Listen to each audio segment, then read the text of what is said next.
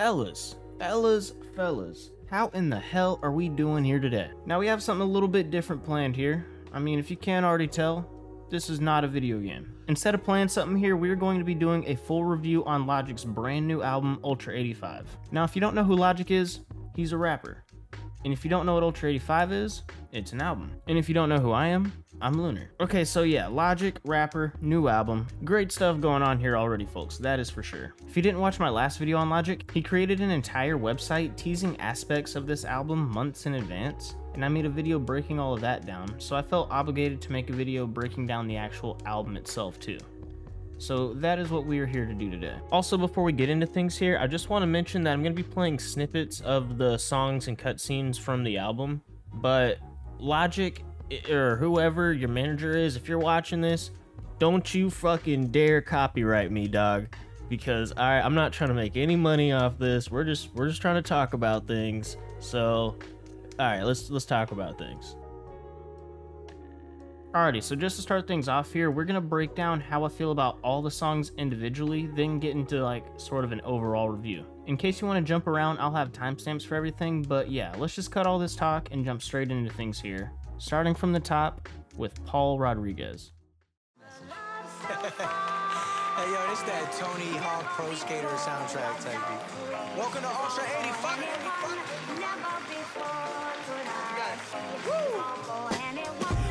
What's happening, bitch? We live. Probably thought you never see the day of Ultra 85. It's been a minute.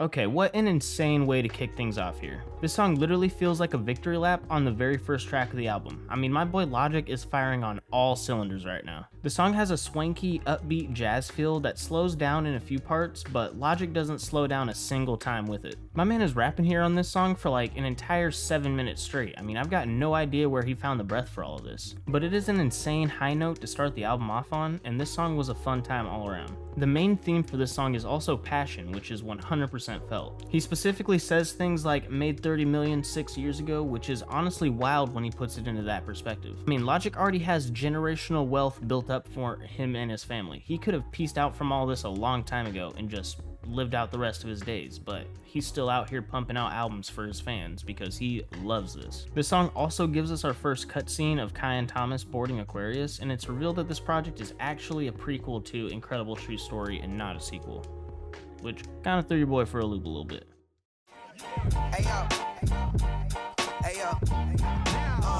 Open up the rhyme book and read the composition. I can truly give a fuck about the competition. I'm in another atmosphere, I'm on another mission. Yeah, you know that boy Logic put pen to page like a petition. You a bitch. Next, moving on to Mission Control. This song has a fun little flex type beat, and it feels like my man's got his chest pumped all the way out the entire time on this one, and I love it. I mean, just hearing it gets me hyped up right along with him. The first song was much more humble and appreciative in a way, but Mission Control comes off with a lot more confidence and braggadocio. The switch up almost makes it feel like he's saying like, oh yeah, I'm still the cool, lovable, nerdy rapper Bobby Boy, but I also got that real hardcore gangsta, you know what I'm saying, the heavy bar spitter inside. And he is for sure out here heavy bar spitting. I mean, I felt attacked, but I loved it. It was great. I mean, this song got me hyped up. Recorded incredible true story in a true story. Could barely afford a rent, it's a true story. So don't pass a decade later, it's a classic. What can I say? I guess I won't fade away.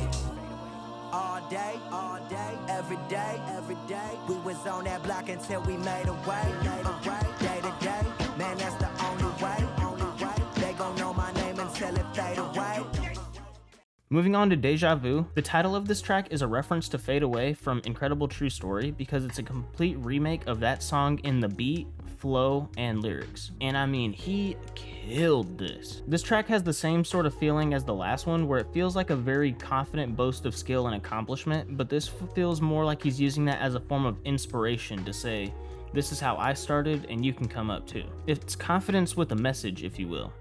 Like, I don't feel like he's flexing on me in any sort of way, it just feels like he's using the context of the song as motivation. It also loops back to his universal philosophy of, don't just sit there and try chasing a paycheck forever, because that's not what life is all about, big dog. We're out here on this world to be really good at special things, and we need to use those gifts to do something that actually gives us fulfillment in life. Damn, man, that was a vibe. You really know your shit. Hey, what can I say? I got good taste. I have every album that ever existed before the fall on my divider. You sound like me with film. Cool. I'm a sci-fi junkie myself. Next, moving on to Glorious Ultra Panavision. This is actually the first skit we get on the album, and not gonna lie, when this first kicked off, I wasn't fully buying into the experience they were selling per se. I mean, it felt like they had 3 robots aboard the ship. But as the crew started to interact with each other a bit more, it all started to feel much more genuine and personable. Especially the part where Kai snaps on Rosalind with the "don't put my personal info out there." I mean, that got an audible chuckle out of your boy. Thought that was pretty funny. Besides just how I feel about the acting of the skit, it doesn't really give us much new info on what they have going on story-wise. I feel like it mainly just serves as extra character building, but it's pretty much the same routine they had going on in The Incredible True Story. It's not like that album was out here just like spoon-feeding us lore page for page. I'm just trying to do my best, baby. Ain't no wonder why I'm so stressed lately. Life we living hard. This life we living hard. Next, moving on to Fear. This song builds on to the inspiration and motivation from Deja Vu, just without all the confident boasting. This is still an upbeat song, but it's a lot softer in how it delivers a message of being yourself and doing something you're passionate about. This gentler tone can mainly be felt in the way the song kind of slows down towards like the middle, and then the whole last half is him singing instead of rapping. 5th of October, here we go. Heavy as the nectar, where's the chain? Gripping the grain, trying to maintain. Feeling this weed through the blood to my brain. Writing these lyrics in the back of the train, trying to sustain through the pain. Been smoking and drinking a little more than I should, and I would do better, but I'm human. Eyes on me like I'm Truman. Next, moving on to Favela. Heavy is the neck that wears the chain. Man, I'm just gonna say it right off the rip, this is probably my most favorite track from the entire album. As soon as that beat started up, I was transported to a different dimension. I mean, it was straight up flowing through me. I swear, I restarted the song 4 different times before I even got 30 seconds into the track. I literally did not want the experience of hearing this song for the very first time to end. I mean, it was an out-of-body experience. Logic always tends to have 1 or 2 songs like this on an album, where it's not necessarily a sad beat, but the beats tend to be a lot more down in tone and calmer or relaxed per se, and it really just feels like Logic is opening up and being vulnerable with us for a moment. This track still comes off incredibly strong and confident, but it also has a more sensitive and personal side to it where he's opening up about his past and things that seem to weigh down on him mentally. The songs like this that he makes always tend to be some of my favorite. It's songs like that that genuinely make you sit back and reflect on Logic himself on a deeper personal level and not just some person that we see all the time on the screen. Hey yo, jump on the Aquarius 3. It's just Quentin, Will, and me. We all headed to paradise. Boy, I'm finna set you free. Feel like Bastard Stampede, gripping $60 billion double dollars. I'm far from a scholar, but they still ask me to speak to the students at Harvard. Oh yeah, what you tell them? Told them. Moving on to Gardens 3, this track I honestly didn't even have much deep analysis per se. This is just a damn good track right here. It just feels like a really fun track. Like they were kind of testing some stuff out with the beat and then kind of stumbled across something that actually kind of sounded good and then just started rolling from there. I mean, this beat is fire and I can't even really give a good reason why. It's just something that is pleasing to the ears, at least for me. This song also has an ending cutscene of the Aquarius crew booting up the ATM-301 robot and downloading every piece of media ever created by man onto his hard drive or whatever, and bro is cultured after that. He's out here dropping the slangs, boopity bops left and right. Tame mama couldn't tame me. She get it now, I count up on a kitchen counter. 2,000, 3,000, 4. Gotta fix the kitchen floor, here go 3,000 more. Feel good to step up, make up what she can't afford. Keep it a buck, this is what it's all for.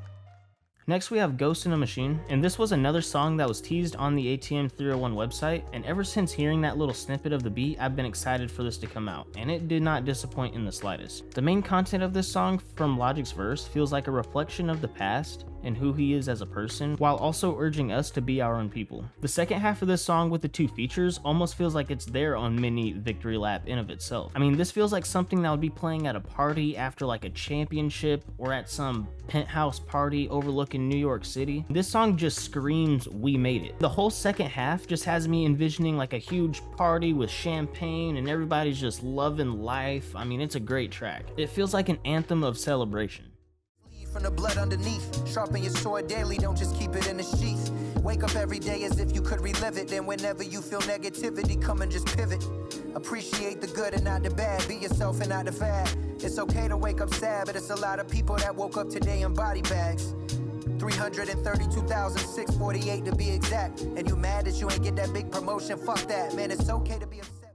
Next we have Interstellar. This is a different song that honestly gives Favela a huge run for its money.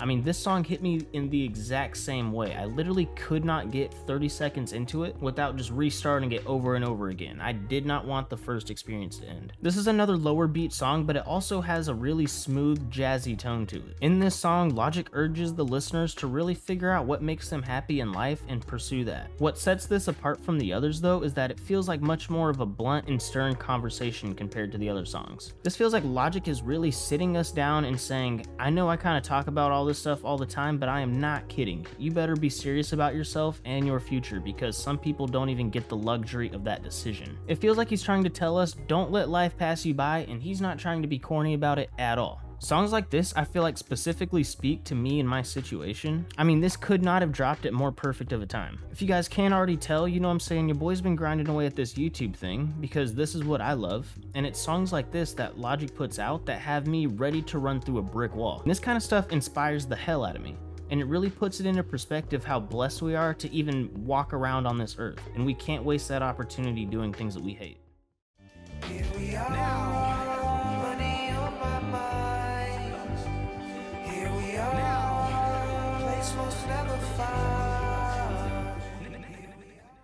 Next we have In Retrospect. This song I honestly had to replay a lot just to even come up with something without just reverberating topics I've already covered from other songs. I will say he's 100% using this song as a way to call out trolls, but while he's doing it, he's still not ever turning like sinister or disrespectful or anything. It mainly just feels like he's acknowledging that there's people like that out there, addressing it, and hoping that they seek to be better, which is honestly a great perspective to have on things, especially for someone like him that's always going to have people nitpicking any little thing about his life. So honestly, pretty cool song. A very respectable f you. He's saying, screw you, get help.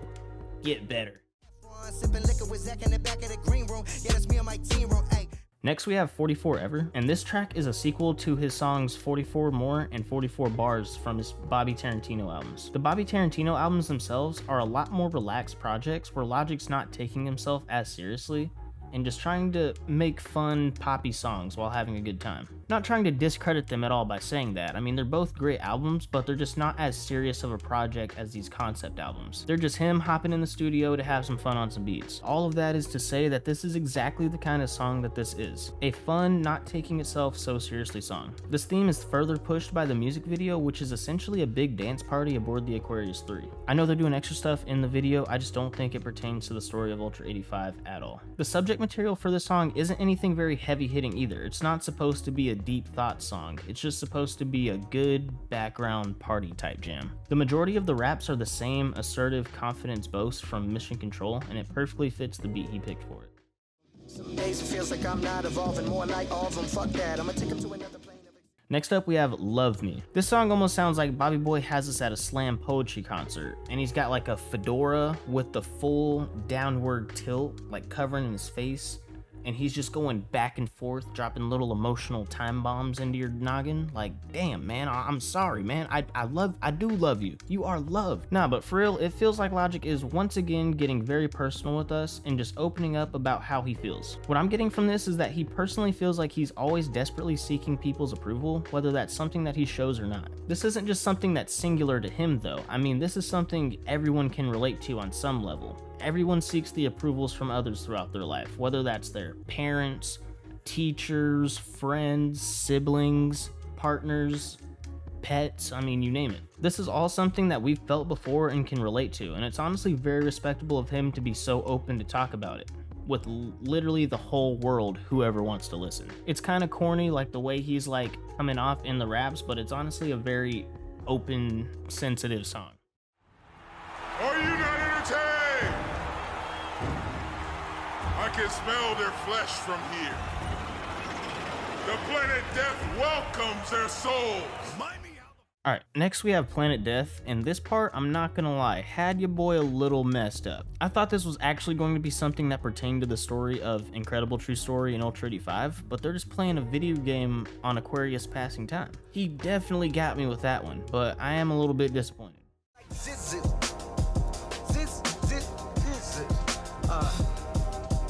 When I was a little boy living in the void, I was never joyed, world destroyed before it began. Never had a man, never had a figure to hold my hand. Next we have Teleport, and this song would have been a banger if it just wasn't for all the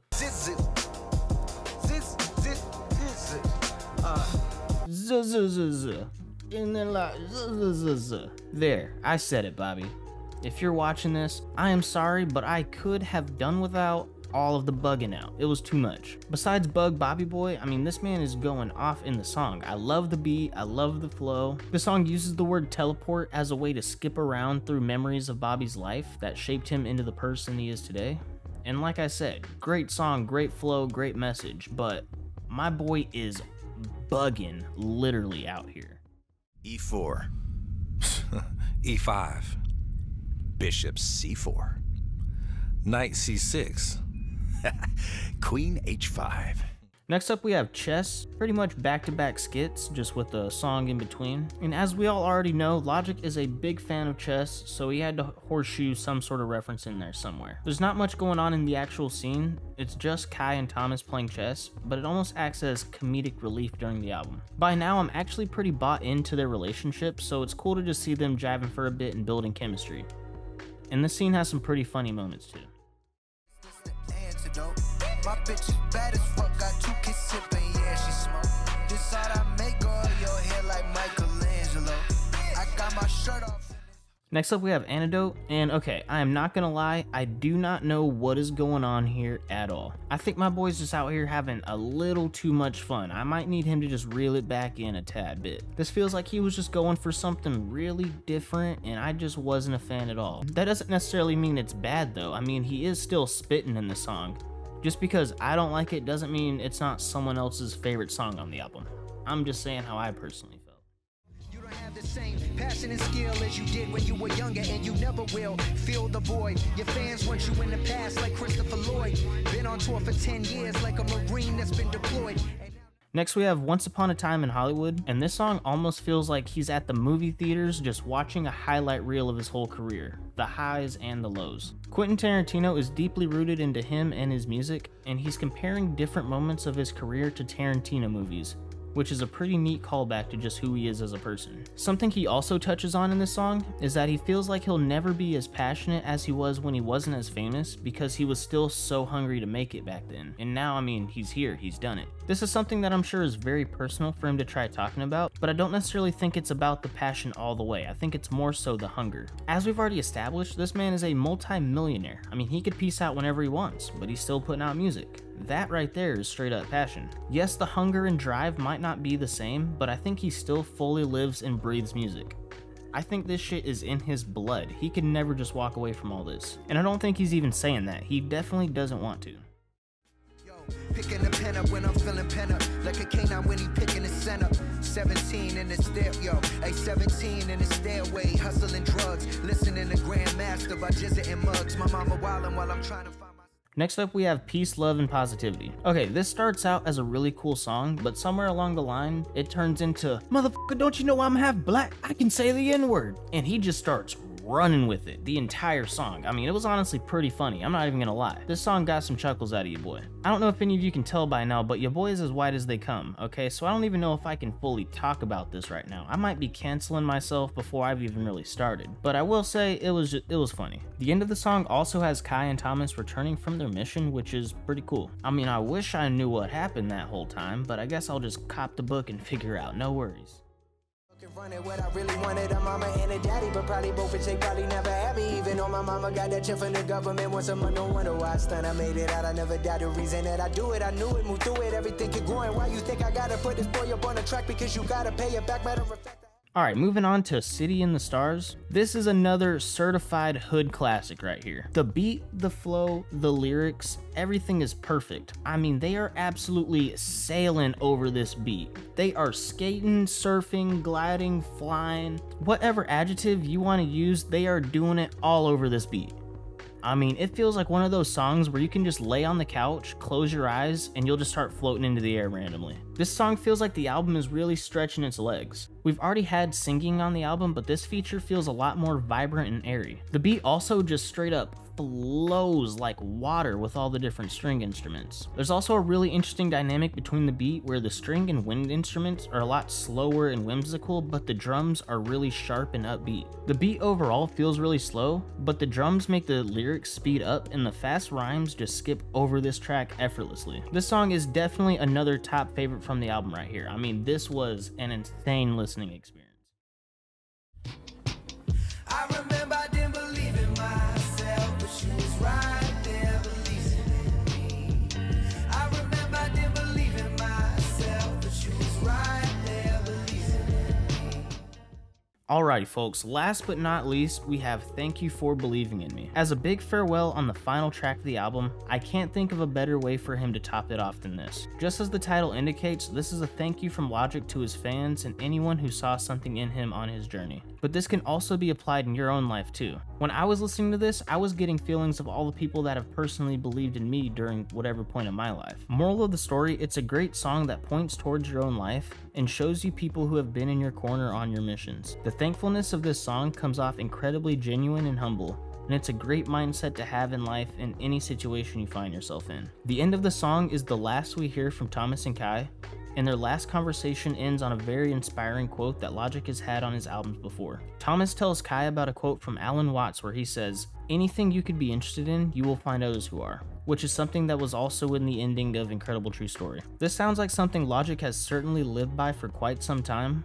I mean, he is 100% himself 100% of the time, and that inspires me deeply. The very first time I ever heard those words, they changed my life, and I haven't been the same person since. I used to always want to pick the safe and easy route, but hearing stuff like this truly inspires me not to chain myself down to a job I hate, because I feel safe, and it really pushes me to follow my passion. Moral of the story times 2, I love hearing that, and I wish everyone on Earth was at least given the chance to ponder that once in their life, because I think it's important. We all deserve to live a life where we're pursuing a dream that makes us happy, and anything we could ever want to do, there will be other people who are down for that same thing.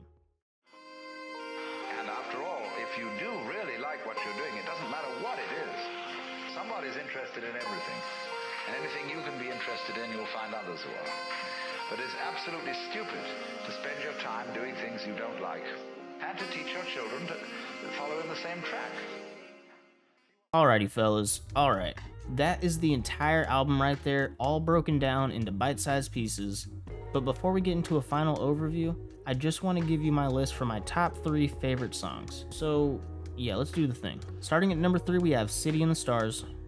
At number 2, we have Favela. Oh crap, oh dun-dun-dun. And our top number 1, we have Interstellar. Now if you want a better explanation of all these, just go back and re-listen to what I just said, because that should pretty much give you all you need right there. If I could have all 3 of these songs at my top number 1, I would. I mean, they are all just truly special and a step above the rest. The only reason I actually have Interstellar in the first spot is because of how the song made me feel and how I personally related it to my YouTube situation. I found it incredibly inspiring and motivating. Besides that though, the only reason I have Favela above City in the Stars is because of how the initial reaction hit me. I mean, I was in a complete trance with Favela for at least 10 to 15 minutes. I could not stop restarting that song and listening to it all over again and over again. Getting into our final conclusions here folks, Ultra 85 is for the diehard fans. I know I've said it a lot already, but it can't be said enough. Every song truly feels like a victory lap. Even in the songs where he's not coming off overconfident, every song feels like a celebration of accomplishment. I mean, it's hard to listen to this and not want to just go like start up a small business or something. This album makes me want to get up from this chair right now and run 5 miles down the street at 10 o'clock at night, or else I'm a loser.